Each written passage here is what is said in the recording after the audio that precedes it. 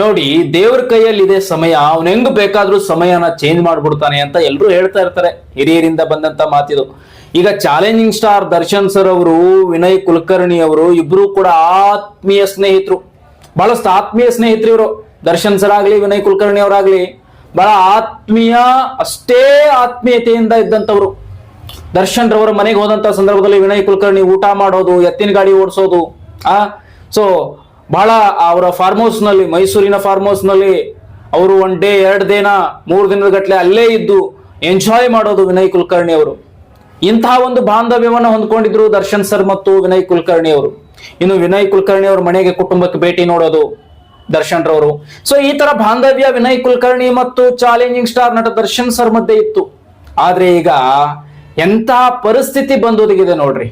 ಅಕ್ಕಪಕ್ಕ ಇಬ್ರು, ಪರಪ್ಪನ ಅಗ್ರಹಾರದಲ್ಲಿ ಬಲಗಡೆ ದರ್ಶನ್ ಸರ್, ಎಡಗಡೆ ವಿನಯ್ ಕುಲಕರ್ಣಿ. ಈಗ ಈ ಪರಿಸ್ಥಿತಿಯನ್ನ ಸದ್ಯಕ್ಕೆ ಬಂದು ಅವರ ಭವಿಷ್ಯ ಜೀವನಕ್ಕೆ ಬಂದು ಒದಗಿದೆ. ನೋಡಿ, ಎಂಥ ಒಂದು ಬಾಂಧವ್ಯ ಇತ್ತು ಇವರಿಬ್ಬರ ಮಧ್ಯೆ ಅಂದ್ರೆ ಅದು ಹೇಳಲಾಗದಂತಹ ಬಾಂಧವ್ಯ. ಅಂತಹ ದೊಡ್ಡ ಸ್ನೇಹಿತನ ಅಷ್ಟೇ ಸ್ನೇಹವನ್ನು ಬೆಳೆಸ್ಕೊಂಡಿದ್ರು. ದರ್ಶನ್ ಸರ್ ಅವ್ರ ಹತ್ರ ಇದೆಯಲ್ಲ ಗುಣ, ಬಂದವರಿಗೆಲ್ಲ ಸಹಾಯ ಮಾಡೋದು, ಅಂತಹ ಗುಣ ವಿನಯ್ ಕುಲಕರ್ಣಿ ಅವರಲ್ಲೂ ಇತ್ತು. ವಿನಯ್ ಕುಲಕರ್ಣಿ ಅಷ್ಟು ಸಾದಾ ಮನುಷ್ಯ ಅಲ್ಲ, ಬಹಳಷ್ಟು ಒಳ್ಳೆಯ. ಆ ಧಾರವಾಡದಲ್ಲಿ ಎಷ್ಟೋ ಅವರಿಗೆ ಈ ಕಾಂಪಿಟೇಟಿವ್ ಎಕ್ಸಾಮ್ ಓದ್ತಕ್ಕಂತ ವಿದ್ಯಾರ್ಥಿಗಳು, ಕಲಿತಕ್ಕಂತ ಮಕ್ಕಳು, ಈಗ ಅವ್ರಿಗೆ ಎಷ್ಟೋ ಜನ ಅಭಿಮಾನಿಗಳಿದ್ದಾರೆ. ವಿನಯ್ ಕುಲಕರ್ಣಿ ಅವರು ಅವರ ಕ್ಷೇತ್ರವನ್ನ ಬಹಳಷ್ಟು ಅಭಿವೃದ್ಧಿ ಮಾಡಿದ್ದಾರೆ. ಆದ್ರೆ ತಪ್ಪಿನಿಂದ ಈಗ ಅವರಿಗೆ ಜೀವಾವಧಿ ಶಿಕ್ಷೆ ಆಗಿದೆ. ವಿನಯ್ ಕುಲಕರ್ಣಿ ಅವರಿಗೆ ಜೀವಾವಧಿ ಶಿಕ್ಷೆ ಅಂದ ಕೂಡಲೇ ಈ ಕಡೆ ದರ್ಶನ್ ಸರ್ ಅವರು ಕೂಡ ಇದ್ದಾರೆ, ಬಲಬಾಜುಕಿದ್ದಾರೆ ಅಂತ ಆಗ್ತಾ ಇದೆ. ಸೊ ಇದು ಬರ್ತಾ ಇರುವಂತ ಮಾಹಿತಿ. ಹಾಗಾಗಿ ನಾನು ನಿಮ್ಗೆ ಹೇಳ್ತಾ ಇದ್ದೀನಿ, ನಿಖರವಾಗಿಲ್ಲ, ಅಂದ್ರೆ ಆಜು ಬಾಜು ಇರೋದು ಸತ್ಯ. ಅಂದ್ರೆ ನನಗೆ ಬರ್ತಾ ಇರುವಂತ ಮಾಹಿತಿ ಪ್ರಕಾರ ದರ್ಶನ್ ಸರ್ ಬಲಭಾಗಕ್ಕಿದ್ದಾರೆ, ವಿನಯ್ ಕುಲಕರ್ಣಿ ಎಡಭಾಗಕ್ಕಿದ್ದಾರೆ ಅನ್ನೋ ಮಾಹಿತಿ ಸಿಗ್ತಾ ಇದೆ. ಒಟ್ನಲ್ಲಿ ಏನ್ ಇವ್ರು ಬಲಭಾಗಕ್ಕಿದಾರೋ ಅವ್ರು ಬಲಭಾಗಕ್ಕಿದಾರೋ ಗೊತ್ತಿಲ್ಲ, ಆದ್ರೆ ಮಾಹಿತಿ ಸಿಗೋದನ್ನ ನಾನು ನಿಮಗೆ ಹೇಳ್ತಾ ಇದ್ದೀನಿ. ಬಟ್ ಅಕ್ಕಪಕ್ಕ ಇರೋದಂತೂ ಸತ್ಯ, ಇದಂತೂ ಸತ್ಯ. ಅಂದ್ರೆ ಈಗ ನೋಡಿ, ಒಂದ್ ರೂಮಲ್ಲಿ ನೀವಿದ್ರೆ ಇನ್ನೊಂದು ರೂಮಲ್ಲಿ ಇನ್ನೊಬ್ರು ಇರೋಲ್ವಾ, ಹಂಗೆ. ಸೊ ಅಕ್ಕಪಕ್ಕ ಇರೋದಂತೂ ಸತ್ಯ. ಈಗ ಅಕ್ಕಪಕ್ಕದಲ್ಲಿ ಕುತ್ಕೊಂಡು ಮಧ್ಯದಲ್ಲಿ ಒಂದು ಗೋಡೆ ಇದೆ. ಸೊ ಆಚೆ ಕಡೆ ಗೋಡೆಯಲ್ಲಿ ವಿನಯ್ ಕುಲಕರ್ಣಿ ಅವರು, ಈಚೆ ಕಡೆ ಗೋಡೆಯಲ್ಲಿ ದರ್ಶನ್ ಸರ್. ಎಂತ ಪರಿಸ್ಥಿತಿ ನೋಡಿ. ಭಗವಂತ ಟೈಮಿಂಗ್ ನ ಹೆಂಗ್ ತಂದಿಡ್ತಾನೆ ನೋಡಿ. ಇಬ್ರು ಮೀಟ್ ಆದ್ರೆ ಅದೆಂಥ ಸಂಭ್ರಮ, ಅದೆಂಥ ಫ್ರೆಂಡ್ಶಿಪ್, ಸ್ನೇಹಿತನ ಹೊಂದಿಕೊಂಡು ನೋಡ್ಕೊಳ್ಳೋದೇನು ರಾಜ್ಯ ಬಂದಂಗೆ. ದರ್ಶನ್ ಸರ್ ಅವರು ವಿನಯ್ ಕುಲಕರ್ಣಿ ಅವ್ರ ಮನೆಗೆ ಏನಾದ್ರು ಆಗಮಿಸಿದ್ರೆ ಅಥವಾ ಬಂದ್ರೆ, ವಿನಯ್ ಕುಲಕರ್ಣಿ ಅವರು ಇರೋ ಜಾಗಕ್ಕೆ ಏನಾದ್ರು ಬಂದ್ರೆ, ದರ್ಶನ್ ರವ್ರಿಗೆ ರಾಜ್ಯಾತಿಥ್ಯ. ದರ್ಶನ್ ಸರ್ ಬರ್ತಾ ಇದಾರೆ ಅಂದ್ರೆ ಅವ್ರಿಗಾಗಿ ವಿಶೇಷ ಊಟ, ವಿಶೇಷವಾಗಿರ್ತಕ್ಕಂತಹ ಎಲ್ಲ ರೀತಿಯಾದಂತ ತಯಾರಿಯನ್ನ ಮಾಡಿಸ್ತಾ ಇದ್ರು ವಿನಯ್ ಕುಲಕರ್ಣಿ. ವಿನಯ್ ಕುಲಕರ್ಣಿ ಅವ್ರು ಬರ್ತಾ ಇದಾರೆ ಅಂತಂದ್ರೆ ದರ್ಶನ್ ಸರ್ ಅವ್ರ ಮನೆಯಲ್ಲಿ ವಿಶೇಷ ಊಟ, ಫಾರ್ಮ್ ಹೌಸ್ ನಲ್ಲಿ ವಿಶೇಷವಾಗಿರೋ ಊಟ, ಅವ್ರಿಗೆ ಕುತ್ಕೊಳ್ಳಕ್ಕೆ, ಆರಾಮಾಗಿ ಕುತ್ಕೊಳ್ಳಕ್ಕೆ ಫ್ಯಾನ್ಗಳು.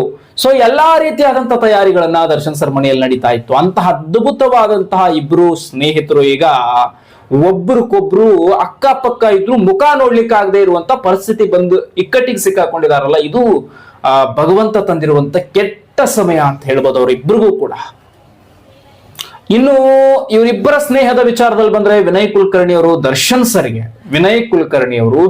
ಸರ್ಗೆ ಬಹಳಷ್ಟು ಸಹಾಯವನ್ನ ಮಾಡಿದ್ರು ಅಂತ ಕೇಳ್ಪಟ್ಟಿದ್ದೀವಿ. ಇನ್ನು ರಾಜಕೀಯ ರೂಪದಲ್ಲಿ ವಿನಯ್ ಕುಲಕರ್ಣಿ ಅವರಿಗೆ ದರ್ಶನ್ ಸರ್ ಅವರು ಕೂಡ ಸಹಾಯ ಮಾಡಿದ್ರು ಅನ್ನೋದನ್ನ ಕೇಳ್ಪಟ್ಟಿದ್ದೀವಿ. ಇಬ್ರು ಆತ್ಮೀಯ ಗೆಳೆಯರಾಗಿರೋದ್ರಿಂದ, ಅಷ್ಟೇ ಆತ್ಮೀಯತೆಯನ್ನ ಬೆಳೆಸ್ಕೊಂಡಿರೋದ್ರಿಂದ ಇಬ್ರು ಒಬ್ರಿಗೊಬ್ರು ಸಹಾಯ ಮಾಡೋದು ಸತ್ಯ ಬಿಡಿ. ಈಗ ಎರಡು ಕೈಗಳು ಕೂಡದೆ ಚಪ್ಪಾಳೆ ಆಗೋದಿಲ್ಲ, ಹಂಗ ಒಬ್ರಿಗೊಬ್ರು ಸಹಾಯ ಮಾಡೇ ಇರ್ತಾರೆ. ಸೊ ಆ ರೀತಿ ಸಹಾಯವನ್ನ ಮುಂದುವರ್ಸ್ಕೊಂಡು ಹಂಗೆ ಫ್ರೆಂಡ್ಶಿಪ್ ನ ಮುಂದುವರ್ಸ್ಕೊಂಡು ಹೋಗ್ತಾ ಇದ್ರು. ದರ್ಶನ್ ಸರ್ ಅವ್ರು ಯಾವಾಗ 1-1.5 ವರ್ಷ ಹಿಂದೆ ಜೈಲಿಗೆ ಹೋದಂತ ವ್ಯಕ್ತಿ. ಆದ್ರೆ ವಿನಯ್ ಕುಲಕರ್ಣಿ ಅವರ ಈ ಕೇಸು ಏನು, ಈ ಹತ್ಯೆ ಪ್ರಕರಣದಲ್ಲಿ ಸಿಲುಕು ಬಿದ್ದಿರೋದು 2016ರಲ್ಲಿ 2026, ಅಂದ್ರೆ ಸುಮಾರು 10 ವರ್ಷಗಳ ಕಾಲ ಜರ್ನಿ ಆದ್ಮೇಲೆ ಅವ್ರಿಗೆ ಶಿಕ್ಷೆ ಆಯ್ತು, ಜೀವಾವಧಿ ಶಿಕ್ಷೆ. ಇನ್ನು ದರ್ಶನ್ ಸರ್ ಅವರು ಬಹುತೇಕ ಯಾವಾಗ ಇವರ ಕೇಸ್ ನಿಕಾಲಿ ಆಗುತ್ತೋ ಅಥವಾ ಇವ್ರಿಗೆ ಯಾವ ಶಿಕ್ಷೆಯನ್ನ ಇದನ್ನ ಮಾಡ್ತಾರೋ ಗೊತ್ತಿಲ್ಲ. ಯಾಕಂದ್ರೆ ನೋಡಿ, ಇಬ್ಬರ ಭವಿಷ್ಯ ಹೆಂಗಿದೆ ನೋಡಿ. ವಿನಯ್ ಕುಲಕರ್ಣಿ ಅವರ ಭವಿಷ್ಯ, ದರ್ಶನ್ ಸರ್ ಅವರ ಭವಿಷ್ಯ. ಅಲ್ಲಿ 17 ಆರೋಪಿಗಳು, ಇಲ್ಲಿ 17 ಆರೋಪಿಗಳು. ಏನಿದು? ಅಲ್ಲಿ ಕೂಡ ವಿನಯ್ ಕುಲಕರ್ಣಿ ಅವರ ಹತ್ಯೆ, ವಿನಯ್ ಕುಲಕರ್ಣಿ ಅವರು ಏನ್ ಹತ್ಯೆ ಕೇಸ್ನಲ್ಲಿ ಸಿಕ್ಬಿದ್ದಿದ್ದಾರೆ, ಅಲ್ಲಿ ಕೂಡ 17 ಆರೋಪಿಗಳು. ದರ್ಶನ್ ಸರ್ ಏನ್ ಸಿಕ್ಬಿದ್ದಿದ್ದಾರೆ, ಅಲ್ಲಿದು ಕೂಡ 17 ಆರೋಪಿಗಳೇ. ಇದನ್ನೆಲ್ಲ ನೋಡಿದಾಗ ಬಹುಶಃ ಇದು ವಿನಯ್ ಕುಲಕರ್ಣಿ ಅವರು, ದರ್ಶನ್ ಸರ್ ಅವರು ಒಂದೇ ವೇಯಲ್ಲಿ ಈಗ ಬಂದು ಸಿಕ್ಕಾಕೊಂಡಿರೋದು, ಮತ್ತೆ ಒಂದೇ ಅಕ್ಕಪಕ್ಕ ಜೈಲಿನಲ್ಲಿರೋದು, ಇದನ್ನೆಲ್ಲ ನೋಡ್ತಾ ಇದ್ದಾಗ ಏನಿದೆ, ಏನ್ ಪ್ಲಾನಿಂಗ್ ಅಥವಾ ಇದು ಏನು ಅಂತಾನೆ ಗೊತ್ತಾಗಲ್ಲ. ನೋಡಿ, ಆಕಸ್ಮಿಕ ಆಗೋದು ಸತ್ಯ, ಆದ್ರೆ ಇದು ರೀತಿ ನೋಡಿ ಎಲ್ಲಾನು ಕೂಡ ಅಲ್ಲಿ 17 ಇಲ್ಲಿ 17 ಅಂದ್ರೆ ನನಗೇನೋ ಅನುಮಾನ ಇದೆ ಇದೆಲ್ಲ ಹಿಂಗಾಗಿದೆ ಅಂತ ನಾನು ಹೇಳ್ತಾ ಇಲ್ಲ. ಅಂದ್ರೆ ನೋಡಿ ಟೈಮಿಂಗ್ ಅನ್ನೋದು ಹೆಂಗಿರುತ್ತೆ ನೋಡಿ, ಮ್ಯಾಚ್ ಮಾಡಿದಾಗ ಅಲ್ಲಿ ಇಲ್ಲಿ ಸೇಮ್ ಅಂತ ಅನ್ಸುತ್ತೆ. ಅಲ್ಲಿ 17 ಆರೋಪಿಗಳು, ಇಲ್ಲಿ 17 ಆರೋಪಿಗಳು.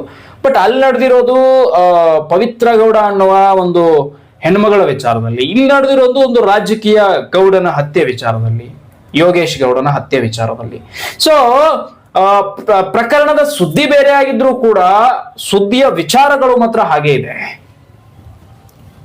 ನೋಡ್ತಾ ಇದ್ರೆ. ಯಾಕಂದ್ರೆ ಯೋಗೇಶ್ ಗೌಡನ್ನ ಹತ್ಯೆ ಮಾಡಲಕ್ಕ ಸಿಕ್ಕಿರ್ತಕ್ಕಂಥ ಆರೋಪಿಗಳು 17 ಆರೋಪಿಗಳು, ರೇಣುಕಾ ಸ್ವಾಮಿ ಹತ್ಯೆ ಮಾಡ್ಲಿಕ್ಕೆ ಸಿಕ್ಕು ಬಿದ್ದಿರ್ತಕ್ಕಂಥ ಆರೋಪಿಗಳು 17 ಆರೋಪಿಗಳು. ಇದೆಲ್ಲ ನೋಡಿದಾಗ ಒಂದು ವ್ಯವಸ್ಥೆ ಏನಪ್ಪಾ ಇದು ಅಂತ ಅನ್ಸುತ್ತೆ. ಆದ್ರೆ ಇದೆಲ್ಲಾನು ಬಿಟ್ಟು ಇವರಿಬ್ಬರ ಸ್ನೇಹವನ್ನ ನೋಡಿದ್ರೆ ಅತ್ಯದ್ಭುತ ಅಂತ ಅನ್ಸುತ್ತೆ ನನಗಂತೂ. ಅಷ್ಟು ಅದ್ಭುತ ಸ್ನೇಹಿತರಾಗಿದ್ರು. ವಿನಯ್ ಕುಲಕರ್ಣಿ ಕೂಡ ರೈತರ ಮನೆಯಿಂದ ಬಂದಂತಹ ನಾಯಕ, ಸಿನಿಮಾದ ನಾಯಕ ಅಲ್ಲ, ರಾಜಕೀಯ ನಾಯಕ.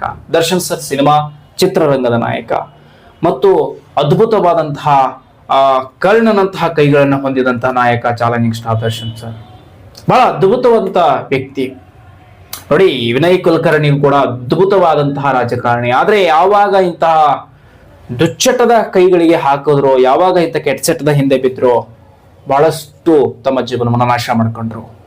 ವಿನಯ್ ಕುಲಕರ್ಣಿ ಬಂದ್ರೆ ಅವ್ರದೇ ಆದಂತ ಒಂದು ಕ್ರೇಜ್ ಇತ್ತು. ಧಾರವಾಡದಲ್ಲಿ ಕೈ ಬೀಸಿದ್ರೆ 1000 ಜನ ನಿಂತ್ಕೊಳ್ಳೋದಲ್ಲ, ಲಕ್ಷಾಂತರ ಜನ ಸೇರ್ತಾ ಇದ್ರು. ಅಷ್ಟು ಅಭಿಮಾನವನ್ನ ಗಳಿಸ್ಕೊಂಡಿದ್ರು.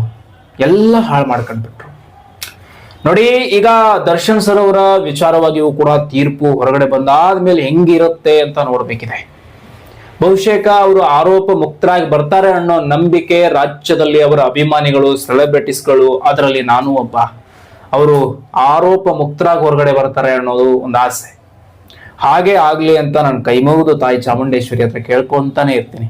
ದರ್ಶನ್ ಸರ್ ಅವರು ಆದಷ್ಟು ಬೇಗ ಹೊರಗಡೆ ಬರ್ರಿ, ಆರೋಪ ಮುಕ್ತರಾಗ್ಲಿ. ಯಾಕಂತಂದ್ರೆ ಯಾಕೆ ಕೇಳ್ಕೊಂತೀನಿ ಅಂದ್ರೆ, ದರ್ಶನ್ ಸರ್ ಏನ್ ನನಗೇನು ಸಂಬಂಧಿಕ ಅಲ್ಲ, ಅಥವಾ ಏನೋ ನನಗೇನು ಲಕ್ಷಾನುಗಟ್ಲೆ ದುಡ್ಡು ಕೊಟ್ಬಿಟ್ಟಿದ್ದಾರೆ ಅಂತ ಅಲ್ಲ. ಅವರು ಹೊರಗಡೆ ಬಂದ್ರೆ 1000 ಜನ ಬಡ ವ್ಯಕ್ತಿಗಳು, ನನ್ನಂತ ಬಡ ವ್ಯಕ್ತಿಗಳು ಹೊಟ್ಟೆ ತುಂಬ್ಕೋತಾರೆ, ಸಿನಿಮಾದಲ್ಲಿ ಕೆಲಸ ಮಾಡ್ತಾರೆ. ಆಮೇಲೆ ಸರ್ ಏನಾದ್ರು ಚೂರು ಹೆಲ್ಪ್ ಮಾಡಿ ಅಂತ ಅವ್ರ ಹತ್ರ ಹೋದಂತ ಈ ನನ್ನಂತವ್ರಲ್ಲ, ಯಾಕಂದ್ರೆ ನಾನು ವಿದ್ಯೆಗಾಗಿ ಹೋಗಿಲ್ಲ.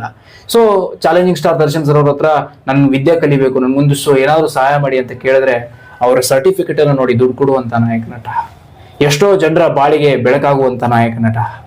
ಇಂಥ ನಟನ ನೋಡಿದಾಗ ನಮಗೆ ಪ್ರೀತಿ, ಅಭಿಮಾನ ಹುಟ್ಟೋದು ಸಹಜಾರಿ. ದರ್ಶನ್ ಸರ್ ಅತ್ಯದ್ಭುತ ನಾಯಕ. ಅಂತ ನಾಯಕನಿಗೂ ಇಂಥ ಪರಿಸ್ಥಿತಿ ಬಂದಿರೋದು ನಮಗೂ ಕೂಡ ನೋವಿದೆ. ಸೊ ಖಂಡಿತ ಒಳ್ಳೇದಾಗತ್ತೆ. ವಿನಯ್ ಕುಲಕರ್ಣಿ ಒಂದು ಅವರ ಸ್ನೇಹ ಹೀಗೆ ಮುಂದುವರಿಲಿ. ಆದ್ರೆ ಈಗ ಏನು ಅಕ್ಕಪಕ್ಕದಲ್ಲೇ ಕುತ್ಕೊಂಡು ಕಣ್ಣೀರು ಹಾಕುವಂತ ಪರಿಸ್ಥಿತಿ ಇಬ್ರಿಗೂ ಕೂಡ ಇದೆ. ಇದನ್ನ ವೈರಿಗೂ ಕೂಡ ಬಯಸ್ಲಿಕ್ಕೆ ಸಾಧ್ಯ ಇಲ್ಲ. ಅವರಿಬ್ರು ಅಷ್ಟು ನೋವನ್ನ ಅನುಭವಿಸ್ತಾ ಇರೋದಂತೂ ಸತ್ಯ.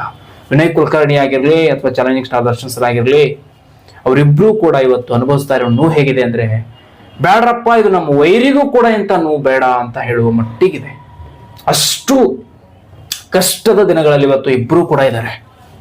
ಅದರಲ್ಲೂ ಹೋಗಿ ಅಕ್ಕಪಕ್ಕ ಇರೋದು, ಒಂದು ಕಡೆ ಇಲ್ಲಪ್ಪ ನನ್ನ ಸ್ನೇಹಿತ ಇದ್ದಾನೆ ಪಕ್ಕದಲ್ಲಿ ಅಂತ ಒಬ್ರಿಗೊಬ್ರಿಗೆ ಅನಿಸಿದ್ರು ಕೂಡ ಅದೇನು ಟಾಕೀಸ್ ಅಲ್ವಲ್ಲ. ಸಿನಿಮಾದ ಅಕ್ಕಪಕ್ಕ ಕುತ್ಕೊಂಡು ನೋಡಕ್ಕೆ ಅಥವಾ ಅಕ್ಕಪಕ್ಕದಲ್ಲಿ ಕುತ್ಕೊಂಡು ಊಟ ಮಾಡಕ್ಕೆ ಅದೇನು ಡಿನ್ನರ್ ರೂಮು ಅಲ್ಲ. ಜೈಲು, ಪರಪ್ಪನ ಆಗ್ರಹಾರ. ಸ್ವತಂತ್ರ ಇಲ್ಲ, ಸ್ವತಂತ್ರ ಇಲ್ವಲ್ಲ. ಜೈಲಿನಲ್ಲಿ ಹೋದ್ರೆ ಸ್ವತಂತ್ರ ಇರೋದಿಲ್ಲ. ಏನು 1947 ನಮಗೆ ಸ್ವತಂತ್ರ ಸಿಕ್ತಲ್ಲ, ಆ ಸ್ವತಂತ್ರ ಈಗಿರೋದಿಲ್ಲ. 1947 ಮುಂಚೆ ಹೆಂಗಿರುತ್ತಲ್ಲ, ಬ್ರಿಟಿಷರ ಕೈಯಲ್ಲಿ ಹೆಂಗಿದೆಯಲ್ಲ ಹಂಗಿರ್ಬೇಕಾಗತ್ತೆ ಜೈಲಿನಲ್ಲಿ. ಸೊ ಇಂತಹ ಪರಿಸ್ಥಿತಿ ಇಕ್ಕಟ್ಟಿಗೆ ಸಿಕ್ಕಾಕೊಂಡಿರೋದು challenging star Darshan sir, Vinay Kulkarni ಇಬ್ರು ಅಕ್ಕಪಕ್ಕದಲ್ಲಿರೋದು ಭಾರಿ ದೊಡ್ಡ ನೋವು ನೀಡ್ತಾ ಇರುವಂತಹ ಪರಿಸ್ಥಿತಿ ಇದು. ಅವರಿಬ್ಬರಿಗೂ ಕೂಡ ಬಹಳಷ್ಟು ನೋವು ಕೊಡ್ತಾ ಇರುವಂತಹ ದಿನಮಾನ ಇದು. ಇರ್ಲಿ, ಆದಷ್ಟು ಬೇಗ ಕನ್ನಡ ಚಲನಚಿತ್ರರಂಗದ ಅಗ್ರಜ challenging star D boss Darshan sir ಅವರು ತಾಯಿ ಚಾಮುಂಡೇಶ್ವರಿ ಆಶೀರ್ವಾದದಿಂದ ಆದಷ್ಟು ಬೇಗ ಹೊರಗಡೆ ಬರಲಿ ಅಂತ ಕೇಳ್ಕೊಳ್ತೀನಿ. ವಿನಯ್ ಕುಲಕರ್ಣಿ ಅವರಿಗೆ ಈ ನೋವನ್ನು ಸಹಿಸಿ ಮುಂದಿನ ಕಾನೂನು ಹೋರಾಟ ಮಾಡಿ ಏನಾದರೂ ಅವಶ್ಯಕತೆ ಇದ್ರೆ ಬರಲಿ ಅಂತ ಅನ್ಕೊಳ್ತೀನಿ. ಸೊ ಮತ್ತು ಇನ್ನೊಂದು ಒಬ್ಬರ ಪ್ರಾಣವನ್ನ ತೆಗಿತಾ ಇದ್ದೀವಿ ಅಂದ್ರೆ ಆವಾಗಲೇ ಆಲೋಚನೆ ಮಾಡಬೇಕು ನಾವು ಕೂಡ ಅದರ ಜೊತೆಗೆ ಇಲ್ಲ ಅಂತ. ಸೊ ಹಂಗಿದ್ರೇನೆ ಆ ಒಂದು ಕೆಟ್ಟ ಕೆಲಸ ಕೈ ಹಾಕ್ಬೇಕಾಗತ್ತೆ, ಇಲ್ಲಾಂದ್ರೆ ಸುಮ್ಮನೆ ಇರ್ಬೇಕು. ಅಂದ್ರೆ ನಾನೇನು ಮಾಡಿ ನೀವಿಲ್ಲ ಅನ್ಕೊಂಡ್ ಮಾಡಿ ಅಂತ ಹೇಳ್ತಾ ಇಲ್ಲ, ಮಾಡಿ ಅಂತ ಪ್ರಚೋದನೆ ಕೊಡ್ತಾ ಇಲ್ಲ. ಅಂದ್ರೆ ನಾನು ಹೇಳ್ತಾ ಇದ್ದೀನಿ, ಏನೇ ಮಾಡ್ತಾ ಇದ್ದೀವಿ ಯಾರಿಗೋ ಒಬ್ಬರನ್ನ ನಾವು ನಾಶ ಮಾಡ್ತಾ ಇದೀವಿ ಅಂದ್ರೆ ಅದ್ರಲ್ಲಿ ನಾವು ಕೂಡ ನಾಶ ಆಗ್ತಾ ಇದೀವಿ ಅಂತ ಗೊತ್ತಿಟ್ಕೊಂಡು ನಾಶ ಆದ್ರೂ ನಾವು ಪರವಾಗಿಲ್ಲ ಅಂದಾಗ ಮಾತ್ರ ಅಂತ ಫೀಲ್ಡಿಗೆ ಹೋಗ್ಬೇಕಾಗತ್ತೆ, ಇಲ್ಲ ಫೀಲ್ಡ್ಗೆ ಹೋಗೋ ಕಷ್ಟ. ಈಗ ರೌಡಿ ಸಿಟ್ರುಗಳು ಇರ್ತಾರೆ, ಆಮೇಲೆ ಕಂಡಲ್ಲೆಲ್ಲ ಗುಂಡು ಹಾರಿಸ್ತಾ ಇರ್ತಾರೆ. ಅವರೆಲ್ಲ ಏನು ಎಲ್ಲ ಬಿಟ್ಬಿಟ್ಟು ನಿಂತಿರ್ತಾರೆ. ಯಾವಾಗ ಬೇಕಾದ್ರೂ ನಮ್ಮ ಮೇಲೆ ಗುಂಡು ಬೀಳಿ ಬಿಡಯ್ಯ ನಮ್ದೇನಿದೆ ಅನ್ನೋಂಗಿರ್ತಾರಲ್ಲ ಅಂಥವ್ರು ಮಾತ್ರ ಆ ಒಂದು ಫೀಲ್ಡ್ಗೆ ಹೋಗೋದು. ಕುಟುಂಬ, ತಾಯಿ ತಂದೆ ಬಂಧು ಬಳಗ ಅಂತ ಯಾರಿಗಿರತ್ತಲ್ಲ ಒಂದು ತಮ್ಮದೇ ಆದಂತಹ ಒಂದು ಸಂಸಾರ, ತಂದೆ ತಾಯಿ ಬಂಧು ಬಳಗ, ಅಣ್ಣ ತಮ್ಮ ಅಕ್ಕ ತಂಗಿ ಅಂತ ಯಾರಿಗಿರ್ತಾರೆ ಇವರೆಲ್ಲ ಅಂತ ಫೀಲ್ಡ್ಗೆ ಹೋಗೋದು ಕಷ್ಟ. ಯಾವಾಗ ಒಬ್ಬಂಟಿಯಾಗಿ ನಿಂತ್ಕೊಳ್ತಾರೋ ಅವಾಗ ಇಂಥ ಫೀಲ್ಡ್ಗಳು ಸಹಜ. ಒಳ್ಳೇದಾಗ್ಲಿ. ಚಾಲೆಂಜಿಂಗ್ ಸ್ಟಾರ್ ನಟ ದರ್ಶನ್ ಸರ್ ಅವರು ಆದಷ್ಟು ಬೇಗ ಹೊರಗಡೆ ಬರಲಿ. ವಿನಯ್ ಕುಲಕರ್ಣಿ ಅವ್ರಿಗೂ ಕಾನೂನಿನ ಹೋರಾಟಕ್ಕೆ ಜಯ ಸಿಗಲಿ ಅಂತ ಕೇಳ್ಕೊಳ್ತೀನಿ.